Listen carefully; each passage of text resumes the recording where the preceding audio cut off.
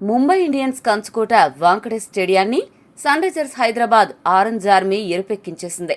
వాంకడే అనగానే sun Risers అభిమానుల్లో ఉండే బెరుకును పటాపంచలు చేస్తూ గతంలో ఇక్కడ ఆడిన 15 మ్యాచ్ల్లో కేవలం 2 సార్లు మాత్రమే గెలిచిన చెత్త రికార్డును చెరిపేస్తూ ఎస్ఆర్హెచ్ ఒక సరికొత్త సువర్ణాధ్యాయానికి తెరలేపింది.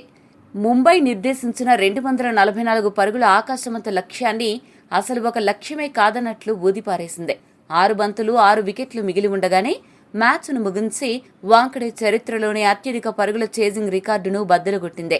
ఐపీఎల్ చరిత్రలో అత్యధిక లక్ష్య ఛేదనల జాబితాలో ఇది 4వ స్థానంలో నిలవగా, ఈ అద్భుతమైన గెలుపుతో ఐపీఎల్ చరిత్రలో 100వ విజయాన్ని అత్యంత ప్రతిష్టాత్మకంగా నమోదు చేసుకుని కాటేరమ్మ కొడుకుల ప్లే ఆఫ్స్ కోసం, కప్ కోసం వేట మొదలైంది అని ఐపీఎల్ ప్రపంచానికి చాటి చెప్పింది.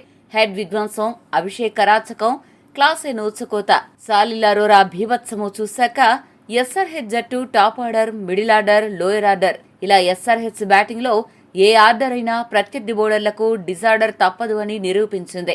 ఎస్ఆర్హెచ్ సంచలన విజయంతో పాయింట్ల పట్టికలో ఈక్వేషన్స్ మారిపోయాయి. రాజస్థాన్ ను కిందకు నెట్టి హైదరాబాద్ దర్జాగా 3వ స్థానానికి ఎగబాకింది. అదే సమయంలో ఈ ఓటమితో ముంబై ప్లే ఆఫ్స్ ఆశలు దాదాపు గల్లంతయ్యాయి. టెక్నికల్ గా మిగిలిన 6 మ్యాచ్లు గెలిస్తే ముంబైకి ప్లే ఆఫ్స్ ఆశలు సజీవంగా ఉంటాయి. కానీ ప్రస్తుతం ముంబై ఉన్న ఫామ్ కి అన్ని గెలవడం అసాధ్యం కాబట్టి అనఫీషియల్ గా ముంబై ఎలిమినేట్ అయినట్లే. అదే సమయంలో ఒకవేళ హైదరాబాద్ ఈ మ్యాచ్ ఓడిపోయి ఉంటే గుజరాత్, చెన్నైకి ప్లే ఆఫ్స్ అవకాశాలు మెరుగయ్యేవి. కానీ ఈ విజయంతో ఆ 2 జట్లకు కూడా దారులు క్లిష్టమయ్యాయి. ప్రస్తుతానికి పంజాబ్, బెంగళూరు, హైదరాబాద్, రాజస్థాన్ జట్లు టాప్ 4లోకి అడుగుపెట్టడం దాదాపు ఖాయమైందే. టాప్ జట్లను ఓడించడం ఎంత కష్టమో నిన్న రాజస్థాన్, నేడు హైదరాబాద్ నిరూపించాయి. వాంకడేలో సన్ రైజర్స్ సృష్టించిన ఈ కాటేరమ్మ కొడుకుల ఊచకోత క్రికెట్ చరిత్రలో ఒక సువర్ణాధ్యాయంగా మిగిలిపోతుంది. వాంకడే చరిత్రలోనే 243 పరుగులు అనేది అత్యధిక లక్ష్యం. దీనిని ఎస్ఆర్హెచ్ ఎలా ఛేదిస్తుంది అనే ప్రశ్నకు ఆరంభంలోనే ఆన్సర్ దొరికేసింది. ఈ సీజన్ మొత్తం కాస్త తడబడిన హెడ్ ఈ మ్యాచ్లో విశ్వరూపం చూపించాడు. బ్లూ జెర్సీని చూస్తే చాలు ట్రావిస్ హెడ్ పూనకం వచ్చినట్లు ఊగిపోతాడు అన్న మాటను మరోసారి అక్షర సత్యం చేస్తూ ముంబై బౌలర్ల తాట తీశాడు. పవర్ ప్లే అంటే ఎలా ఆడాలో అభిషేక్ శర్మ హెడ్ జంట ప్రపంచానికి ఒక కొత్త పాఠం నేర్పుతోంది. అభిషేక్ 200 స్ట్రైక్ రేట్తో ఆడితే ట్రావిస్ హెడ్ 250కి పైగా స్ట్రైక్ రేట్తో దుమ్ము దులిపేశాడు. బుమ్రా, బౌల్ట్, విల్జాక్స్, గజన్ఫర్ ఎవరిని వదలకుండా ఊచకోతకోశారు. వీరి దెబ్బకు 6 ఓవర్లకే వికెట్ నష్టపోకుండా 92 పరుగులు సాధించి ముంబైకి గెలుపు ఆశలు లేకుండా చేశారు. ఇది ఎస్ఆర్హెచ్ కు 2వ అత్యుత్తమ పవర్ ప్లే స్కోరు. ఈ జంట ఐపీఎల్ చరిత్రలో 13 సార్లు 50కి పైగా 6 సార్లు సెంచరీ భాగస్వామ్యాలు నమోదు చేసి పాత రికార్డులన్నింటినీ తుడిచిపెట్టేసింది. 14 రన్ రేట్తో సాగిన 9 సెంచరీ ఓపెనింగ్ భాగస్వామ్యాలలో 4 సార్లు ఈ జంట పేరే ఉండడమే వీరి విధ్వంసానికి నిదర్శనం. వీరి దెబ్బకు కేవలం 6.3 ఓవర్స్లోనే 100 దాటి ముంబైపై అత్యంత వేగవంతమైన 100 పరుగుల రికార్డును నెలకొల్పారు. ముంబై ఓటమికి వాళ్లు చేసిన తప్పులు కూడా సమానంగా కారణమయ్యాయి. పవర్ ప్లేలో ఫీల్డింగ్ వైఫల్యాలు ముంబై పాలిట శాపంగా మారాయి. నమన్ధీర్ ఏకంగా 3 సార్లు ట్రావిస్ హెడ్ ఇచ్చిన క్యాచ్లను నేలపాలు చేశాడు. అంతేకాకుండా బౌల్ట్ బౌలింగ్లో హెడ్ బ్యాట్కి బంతి టచ్ అయినా ఎవరూ అప్పీల్ చేయలేదు. ఈ లైఫ్ లైన్లతో హెడ్ ఉప్పెనలా విరుచుకుపడి పవర్ ప్లే తర్వాత అశ్విని ఓవర్లో 2 సిక్సర్లు, 1 4 బాది ఏకంగా 23 పరుగులు రాబట్టి హాఫ్ సెంచరీ చేశాడు. మొత్తం 8 సిక్సర్లు బాదిన హెడ్ ముంబైపై ఒక ఇన్నింగ్స్లో అత్యధిక సిక్సర్లు కొట్టిన సన్ రైజర్స్ బ్యాటర్గా సరికొత్త రికార్డు సృష్టించాడు. హాఫ్ లెగ్ సైడ్ ఎక్కడ పడితే అక్కడ వైవిధ్యమైన షాట్లతో బౌలర్లు బంతి ఎక్కడ వేసినా బౌండరీ బాదేసి మైండ్ బ్లాక్ చేశాడు. బ్లూ జెర్సీకి హెడ్కి మధ్య ఉన్న ఎటర్నల్ లవ్ స్టోరీ ముంబై అభిమానుల గుండెల్లో మాత్రం రైళ్లు పరిగెత్తించింది. ఈ మ్యాచ్లో ముంబైకి గెలిచే ఆశలు ఇక లేవు అనుకుంటున్న తరుణంలో హైదరాబాద్ ఇన్నింగ్స్లో 9వ ఓవర్లో ఒక చిన్న ట్విస్ట్ చోటు చేసుకుంది. గజన్ఫర్ ఓవర్లో అభిషేక్, ఆ తర్వాత వచ్చిన ఇషాన్ కిషన్ వరుస బంతుల్లో డకౌట్ అవ్వడం, మరుసటి ఓవర్లోనే 30 బంతుల్లో 76 చేసిన హెడ్ను హార్దిక్ పాండ్యా అవుట్ చేయడంతో ముంబైకు ఆశలు చిగురించాయి. కానీ క్రీజ్లోకొచ్చిన హెన్రిక్ క్లాసెన్ వికెట్లు పడినా బెదరలేదు. నితీష్ రెడ్డి కాస్త నెమ్మదిగా ఆడుతూ యాంకర్ పాత్ర పోషించిన క్లాసెన్ ఏకంగా 217 స్ట్రైక్ రేట్తో ఉగ్రరూపం దాల్చాడు.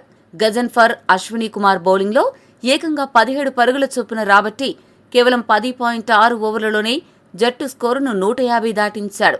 16 ఓవర్లో క్లాసెన్ కొట్టిన రివర్స్ స్వీప్ సిక్సర్ చూసి బౌలర్లకే మతిపోయి ఉంటుంది. నితీష్ అవుట్ అయ్యాక క్రీజులోకి వచ్చిన శాలిల్ అరోరా అసలైన ఫినిషింగ్ అంటే ఏంటో చూపించాడు.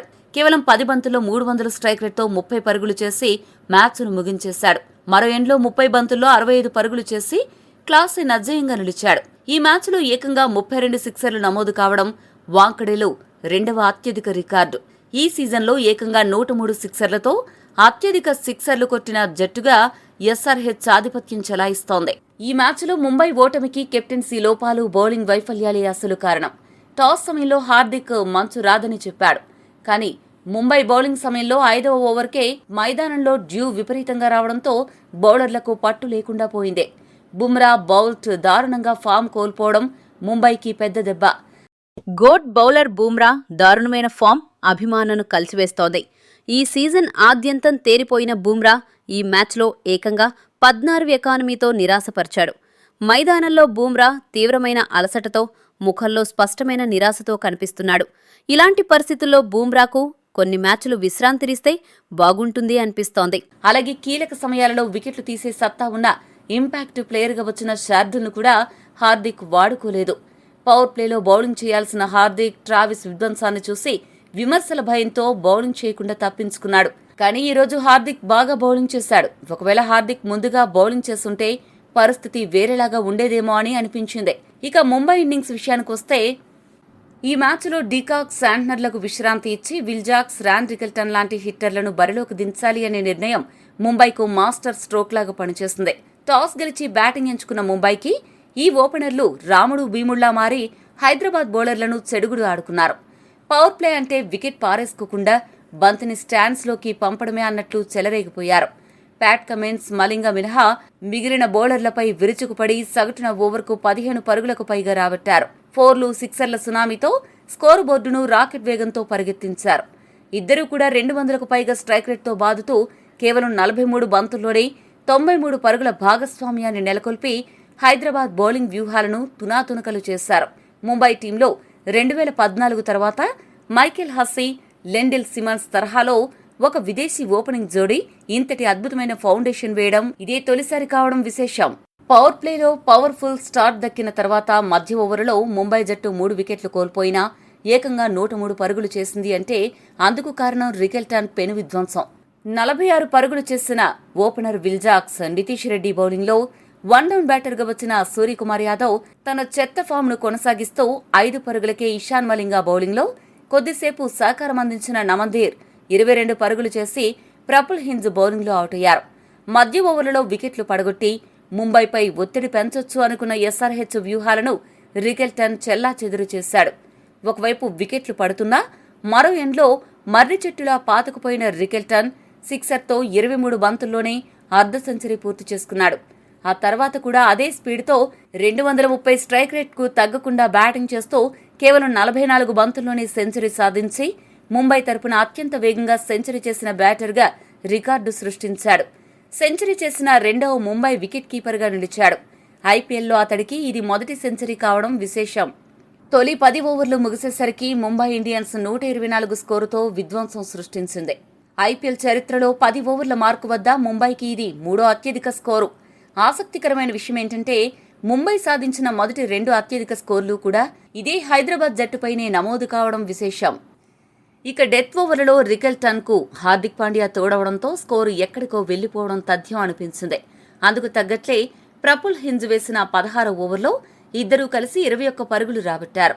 కానీ ఆ తర్వాత హైదరాబాద్ బౌలర్లు కాస్త కట్టుదిట్టంగా బౌలింగ్ చేసి చివరి 4 ఓవర్లలో 41 పరుగులు మాత్రమే ఇచ్చి 200 స్ట్రైక్ రేట్తో మంచి కామియో ఆడిన హార్దిక్ను 31 పరుగుల వద్ద, తిలక్ను 7 పరుగుల వద్ద అవుట్ చేశారు. ముంబైని 243 పరుగుల వద్ద ఆపగలిగారు. ఇది ముంబై చరిత్రలోనే 3వ అత్యధిక స్కోరు.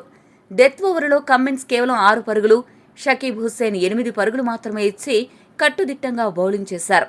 లేదంటే ముంబై స్కోరు 250 సులభంగా దాటిపోయేది. మ్యాచ్ ముగిసే సమయానికి రికెల్టన్ 55 బంతుల్లో 123 పరుగులు చేసి అజేయంగా నిలిచాడు.